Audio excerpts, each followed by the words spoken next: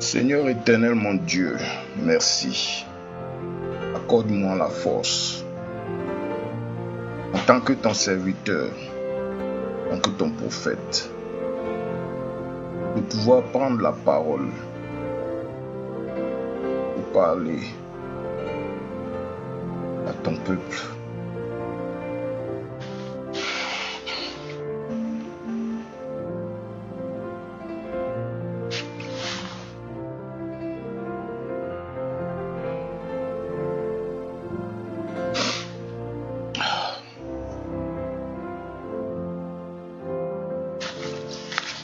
Bon, le principal sujet de ma prise de parole ce jour-là va porter essentiellement sur la Côte d'Ivoire, mon pays.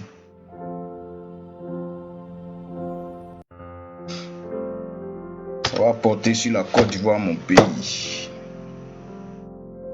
La nation dans laquelle je suis né, j'ai grandi. Aujourd'hui, une bonne partie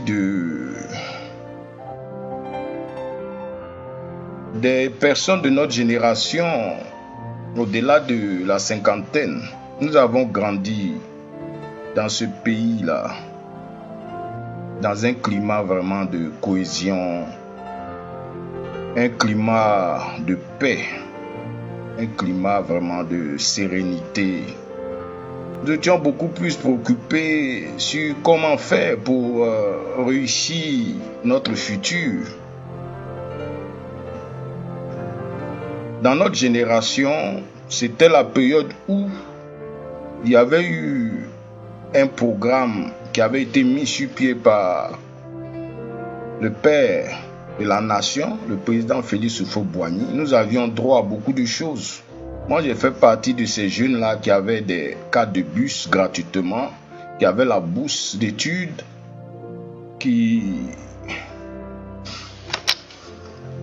Voilà. On avait droit à beaucoup de choses. Et on ne se regardait même pas vraiment en considérant la différence. On était tous de toute origine. Et il n'y avait pas de problème. La Côte d'Ivoire d'aujourd'hui, là,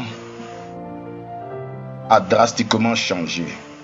Pourquoi? Parce que de toute façon, à cette période, nous étions environ 7 millions d'habitants, 7-6 millions. Et le pays commençait à amorcer son développement sur tous les plans, infrastructurels, tout cela. Tout était encore à faire, mais il n'y avait pas cet esprit-là qui faisait qu'on devait se regarder nécessairement en chien de faïence. Il y avait des religions nouvelles même qui étaient en train de progressivement s'affirmer comme les religions évangéliques. Mais tu pouvais traverser tout un quartier où tu voyais des gens qui avaient d'autres religions, qui étaient en train de passer une soirée de prière. Tu n'avais même pas à craindre en traversant ce quartier-là. Que se passe-t-il aujourd'hui donc? Donc, vraiment, j'ai le cœur qui est meurtri. J'ai le cœur qui est meurtri parce que c'est une Côte d'Ivoire qui est balafrée, qui est défigurée. Une Côte d'Ivoire qui est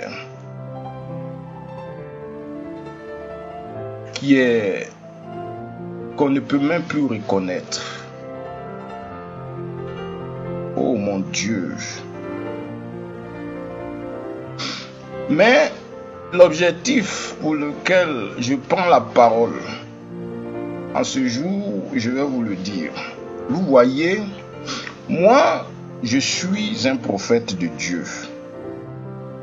Je suis un prophète de Dieu. Ce n'est pas quelque chose que j'ai souhaité devenir, mais le Seigneur m'a appelé à être son serviteur et être un serviteur de Dieu en tant que son prophète. Mais un prophète qui ne fait même pas de bruit.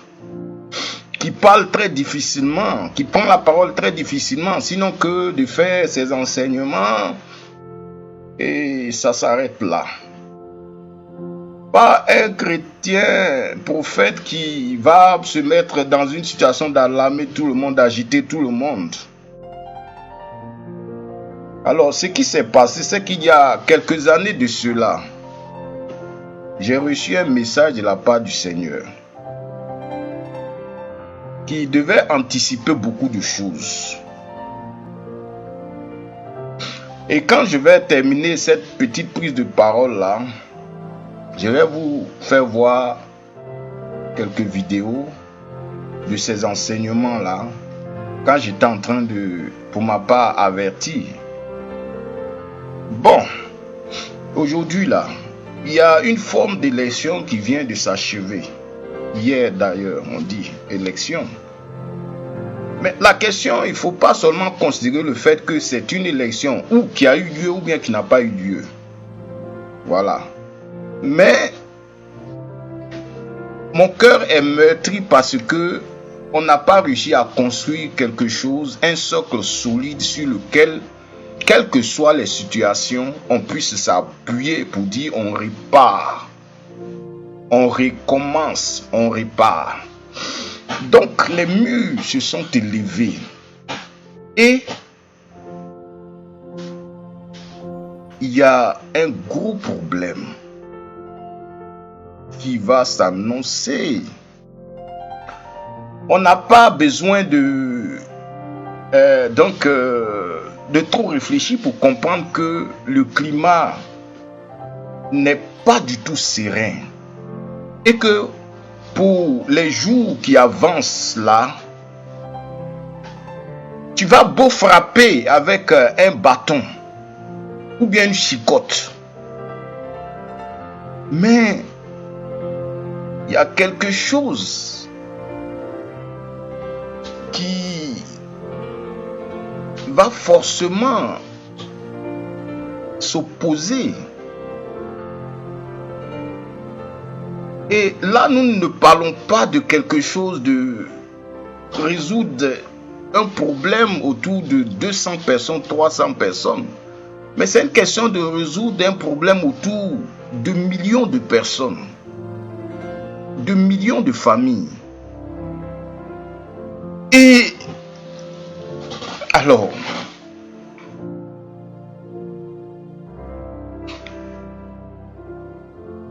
mon Dieu, mon Dieu.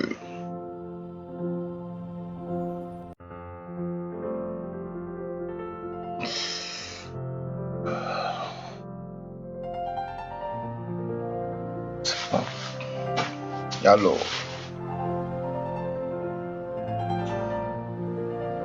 je vais vous expliquer. Donc, il y a quelques années de cela, j'ai reçu un message. Donc, je me posais beaucoup de questions. Et donc,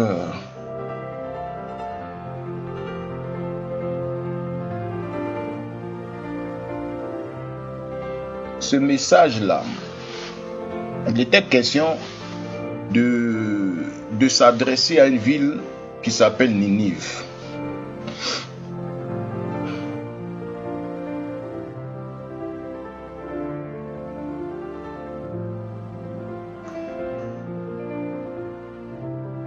Et le contenu de ce message, qui est une prophétie en fait, me disait: lève-toi, va et parle à Ninive. Lève-toi et parle à Ninive. C'est un thème qui a été traité le 24 février 2019.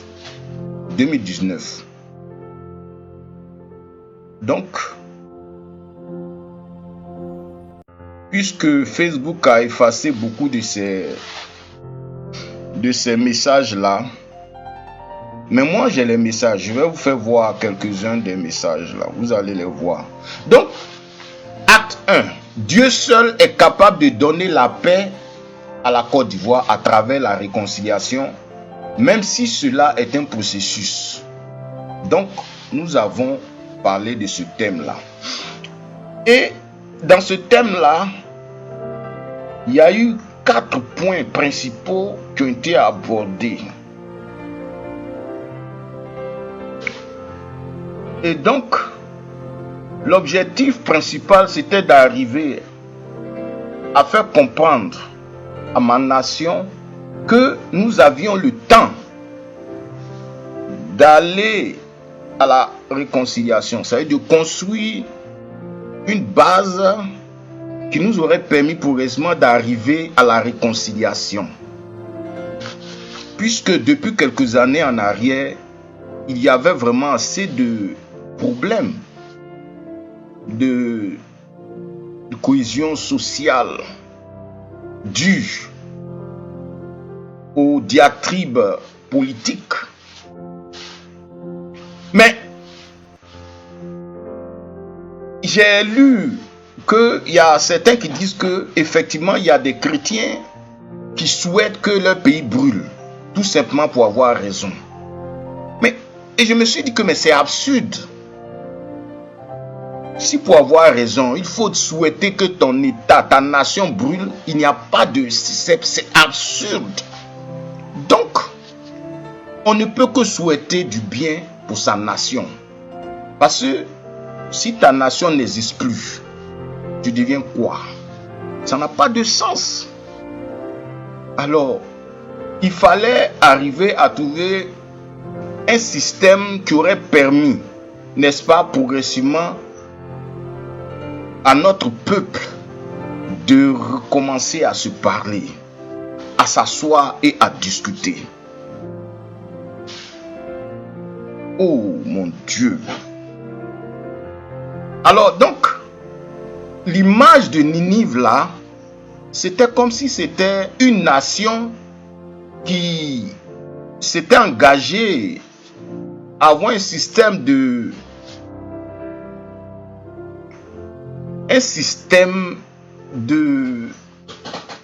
vie, à vivre à sa guise, comme elle l'entendait. Et donc, Dieu envoie son prophète Jonas vers cette cité, une cité qui était méchante, une cité qui était rebelle. Il n'y avait même pas d'espoir de penser un instant que cette cité-là serait prête à écouter Dieu. D'autant plus que il y avait Israël et il y avait Ninive. Et Ninive n'avait vraiment rien à voir avec le Dieu de Jonas. Comprenez?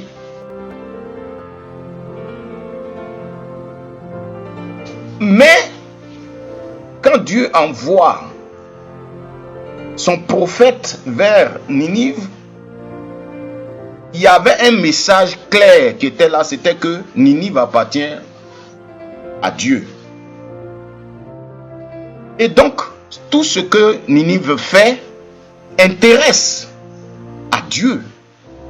Et donc, Dieu peut donner des commandements à Ninive. Et Dieu a demandé à Jonas d'aller parler à Ninive pour que Ninive change sa façon d'être et de se repentir. Sinon, il aurait détruit Ninive. Voilà. Jonas même était étonné. Le Jonas là que la baleine a avalé là. Il était étonné. Mais pourquoi tu m'envoies vers Ninive, une cité aussi méchante, pour aller parler à Ninive? Qu'est-ce qu'ils ont à voir avec nous? Alors donc, il y avait un rapprochement entre la situation que vivait Ninive et ce que certainement notre nation était en train de vivre. Parce que il y avait quand même une situation on venait progressivement de sortir d'une guerre. Je vous parle de 2019, où il y avait beaucoup de personnes qui étaient en exil. Il y avait d'autres qui n'avaient pas oublié ce qui s'était passé. Il y a d'autres qui, entre accusations, donc on ne pouvait pas se comprendre. Et pendant ce temps, il y a un pouvoir qui est là et qui tente à sa manière de faire répartir les choses. Donc, il était question de faire en sorte que on mette en place des systèmes pour amener quand même tout le monde à se réconcilier. Ça a été possible au Rwanda, ça a été possible. Ils se sont massacrés, les Hutus et les Tutsis se sont massacrés comme c'est pas possible. Ils ont accusé d'autres, ils ont accusé même l'Occident, ils ont accusé tous. Mais Tutsis et Hutus se sont assis et ils se sont réconciliés. Ils ont fait un musée pour se souvenir de ce qui s'est passé, pour que cela ne se repasse plus, n'ait plus lieu. Et aujourd'hui, ils sont redevenus une grande nation. Une grande nation, le Rwanda. Mais c'est quelle palabre qui ne finit pas. Regardez chez nous. Il y a un problème. Il y a un problème. Bon, 2019, 2020, des élections. Bon, quelqu'un encore a gagné, il a continué. Les autres n'étaient pas contents. Il faut construire le climat de réconciliation. Est-ce que c'est ce qui s'est passé? Bon.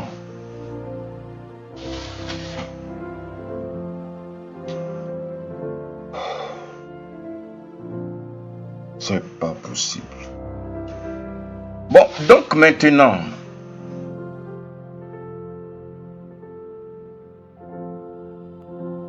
nous sommes toujours encore dans cette logique-là.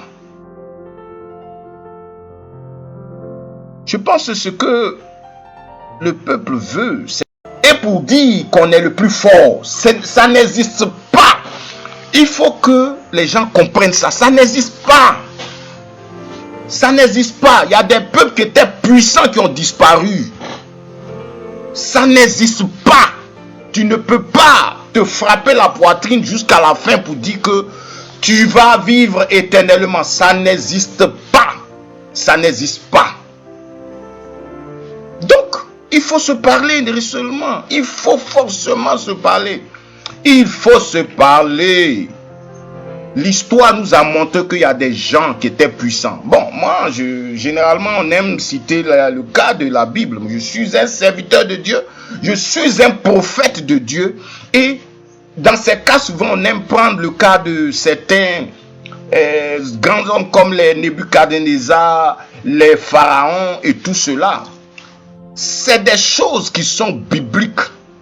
Mais même dans la vie réelle, on a vu, que ce soit en Afrique, en Occident, il y a des gens qui étaient puissants et qui sont tombés. Et donc, ça ne sert à rien de croire que on peut vivre éternellement et être éternellement puissant. Ça n'existe pas. Ça n'existe pas. Ça n'existe pas. Ça n'existe pas. Ce qu'il faut faire, il faut s'asseoir, être humble. Parce que ceux qui sont orgueilleux, ils vont être abaissés. Mais ceux qui sont humbles, ils seront élevés. C'est biblique. C'est biblique. C'est biblique. Donc, ce qui est bon, c'est de réussir à trouver un système pour s'asseoir humblement. Accepter de s'asseoir et de discuter ne veut pas dire qu'on est faible. Ça veut plutôt dire qu'on est fort. Mais si, en plus d'être fort, tu écrases davantage, ça ne fait que créer encore plus de distance, plus de crispation. Tu passes ton temps à frapper. Tu frappes, tu frappes, tu frappes, tu frappes et tu frappes.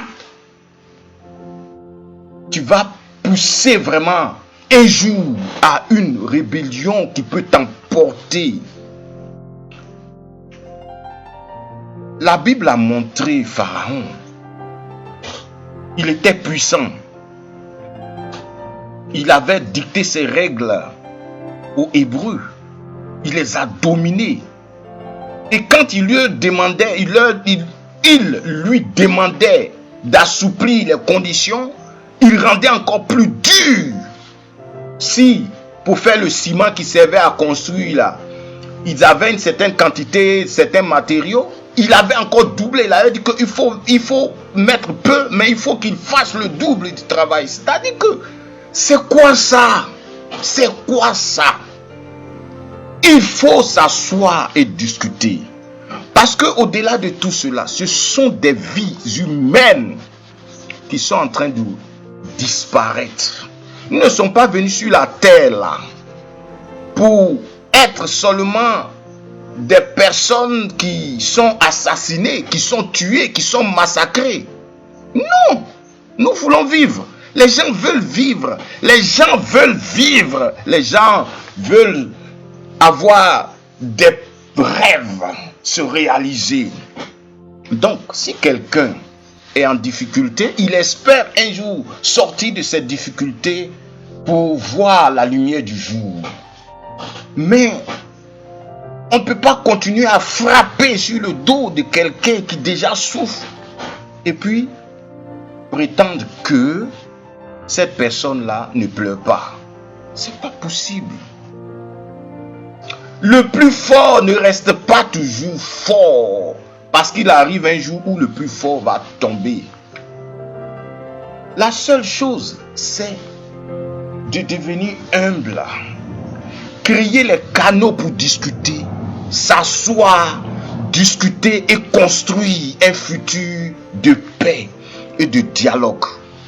Mais qu'est-ce qu'on a encore appris dans cette nation? La nation là qu'on appelle Côte d'Ivoire, où Houphouët-Boigny, le père de la nation, a parlé de la paix.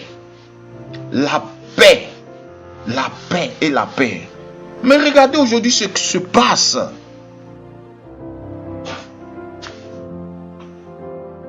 On ne peut pas penser que cette apparente paix-là soit une paix partagée par tout le monde. Ce n'est pas vrai.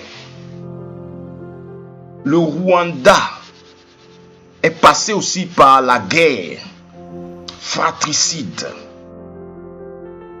Mais le Rwanda a fait son deuil. Ils se sont assis, ils se sont parlé, ils se sont réconciliés. Et ils ont fait le deuil. Et ils ont avancé. Mais c'est quelle nation ça? Qu'on continue encore à se frapper la poitrine. Et à continuer à écraser. Et à frapper. Et à frapper.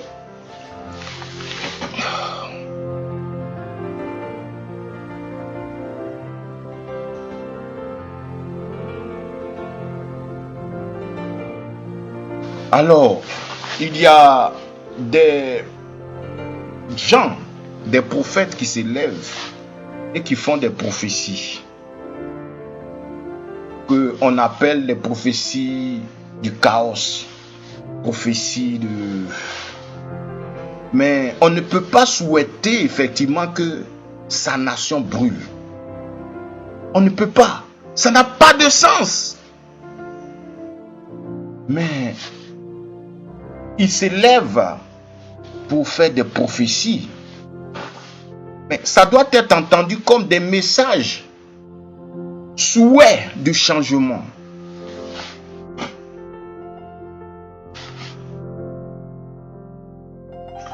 Mais ce ne sont pas seulement que les hommes de Dieu qui font ces genres de prophéties. C'est peut-être aussi la pensée de tout un chacun dans son coin qui souffre. Qui souffre dans son cœur, qui aspire à un changement. Il y a des gens qui n'ont rien, ils n'ont même pas le franc, mais ils ont besoin d'être libres, de se sentir libres. De se sentir libres. Mais si ils ne se sentent pas libres, ils vivent dans la peur, que tout peut arriver.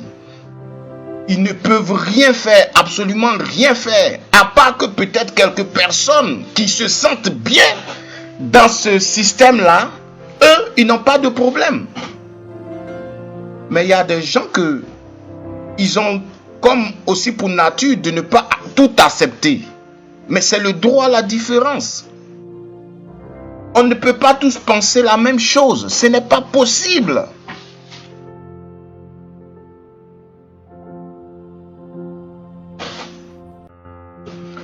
Mais c'est la raison pour laquelle ils ont fait des lois pour garantir aussi le droit de ceux qui pensent différemment.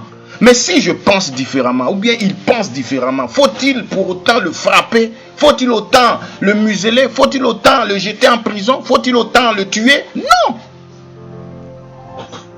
Il faut revenir autour d'une table pour se parler. Personne ne peut souhaiter que son pays s'embrase, brûle. Ça n'existe pas. Donc, quand on tente de faire passer ce message, c'est un faux message. Ce n'est pas possible.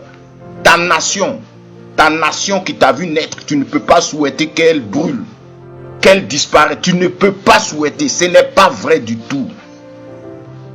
C'est un prétexte. Il faut retourner autour de la table de discussion. Il faut retourner autour de la table de discussion. Ce qui est en train d'être dit là, c'est seulement une partie. La première partie, parce que c'est une première partie qui dure. Des gens disent que oui, le chaos va se passer. Mais le chaos, on peut le prévenir. On peut éviter le chaos. Et l'histoire de Ninive est une démonstration que quand Dieu a décidé de détruire Ninive, comme il a détruit Sodome et Gomorrhe, et n'oubliez pas que quand Dieu arrête la décision de détruire Sodome et Gomorrhe,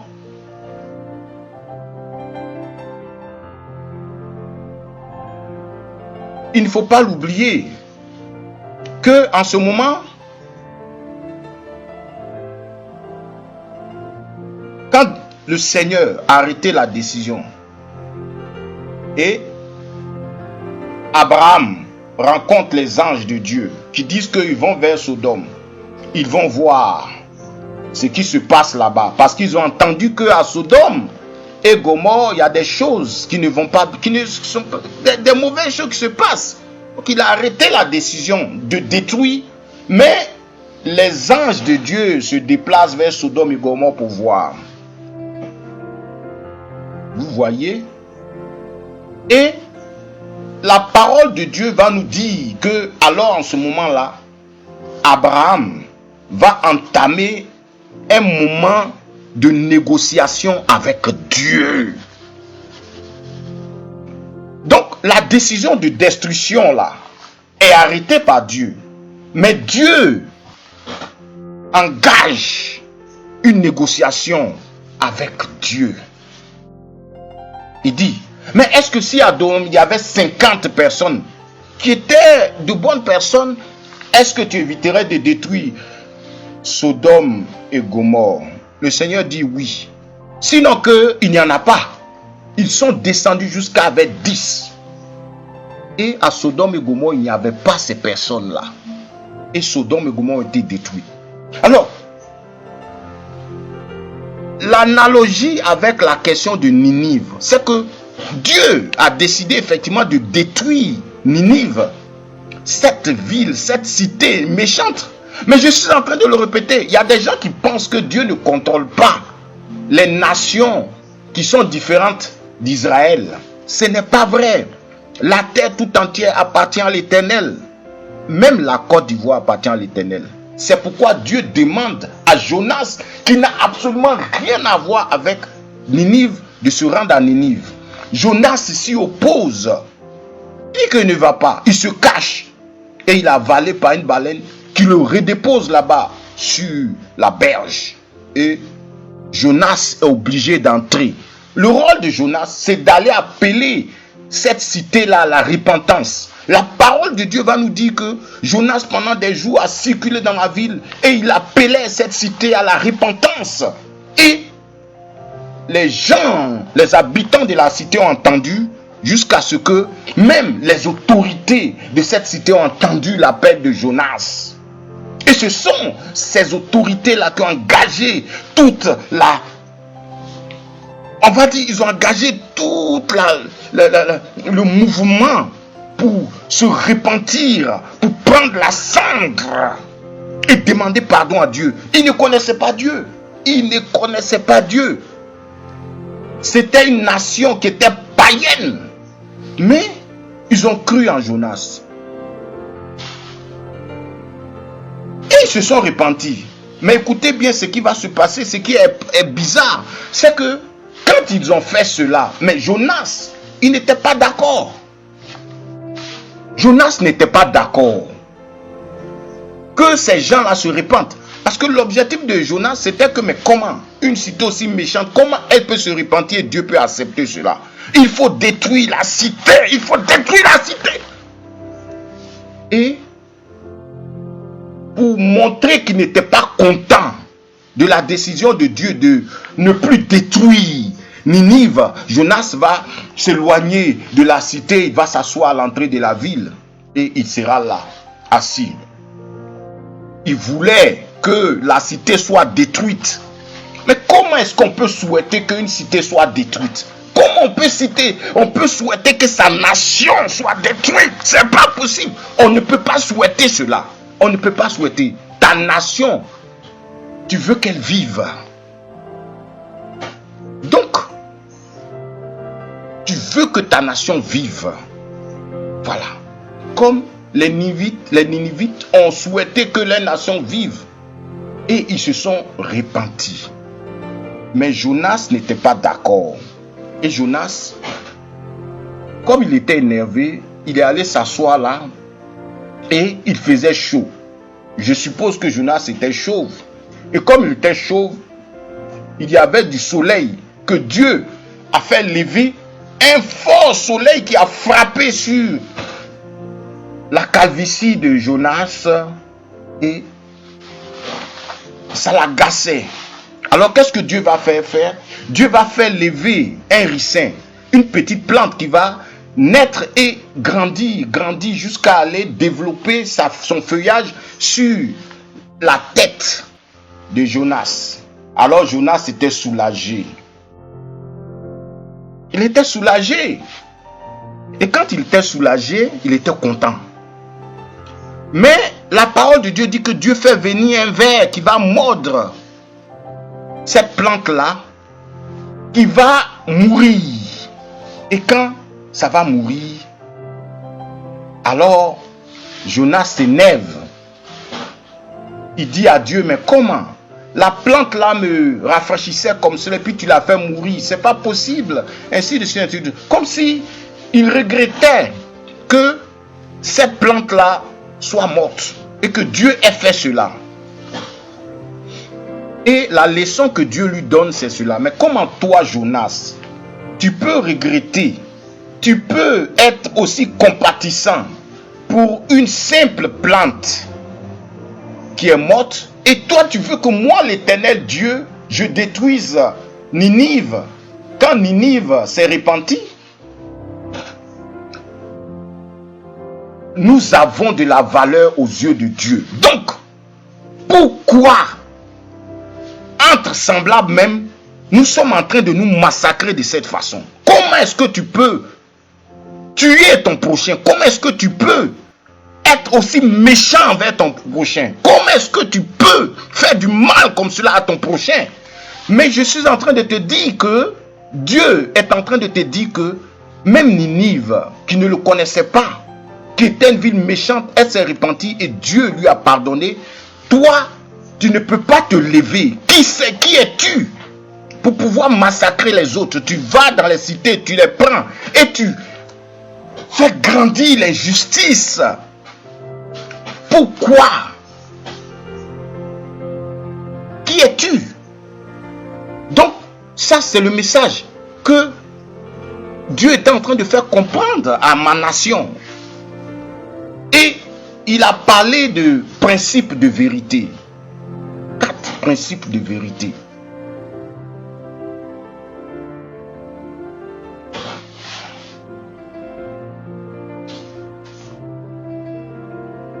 Et je vais vous montrer les principes de vérité là qui se dégageaient de cela. Que nous avons appris. Les principes de vérité. Nous avons appris ça. Je vais vous dire. J'ai tout cela. Alors, donc,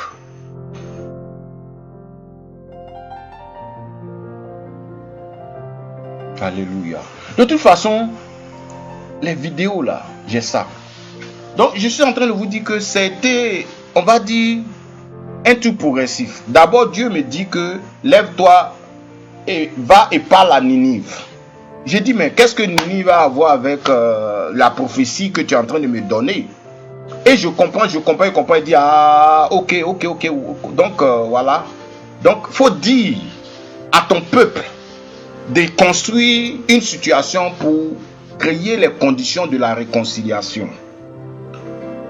Parce que sinon, je vais punir la cité. Donc, je dis, mais moi, je vais aller parler de quoi? Aller parler de ça? Il y a d'autres choses à faire. Voilà. Et je vous ai dit que Jonas, il avait peur pour sa vie. Et c'est ce qu'il a dit. Il a dit, mais comment? Tu veux que je parte par la Ninive? Les gens de Ninive, là, ils sont méchants, hein? Ils tuent. Donc, ils risquent de me tuer. Pourquoi moi, je vais aller? Et le Seigneur, il a fui et le Seigneur l'a reconduit là-bas. Bon, ils ne l'ont pas tué. Voilà. Donc, quand il était question de parler à ma nation, il était en train de dire, mais ça là, pourquoi moi? C'est moi qui vais dire à la nation. Donc, moi, j'ai fait mes vidéos, j'ai fait mes enseignements, je me suis présenté, j'ai mis mes vidéos, tout cela. Et depuis j'ai fait les vidéos. Voilà.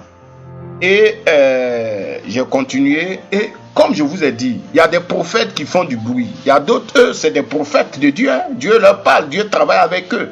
Mais ils ne font pas du bruit. Donc, je suis retourné dans mon silence à continuer à faire les choses que le Seigneur me demande de faire sans trop impressionner les gens. Et à quelque temps après, le Seigneur revient maintenant avec une série de choses. Il me parle de ce que c'est que, disons que le prix à payer en tant que son serviteur. Voilà. Le prix à payer en tant que son serviteur. Voilà. Et ça aussi c'est important. Donc j'ai commencé aussi à faire une série de vidéos, n'est-ce pas? Où dans cette série de vidéos là, j'étais obligé, n'est-ce pas, de traiter un thème. Voilà. Et le thème là, je vais vous le dire.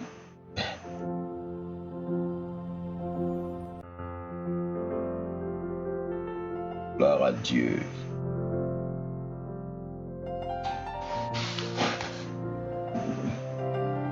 C'est pour vous dire que tout est logique.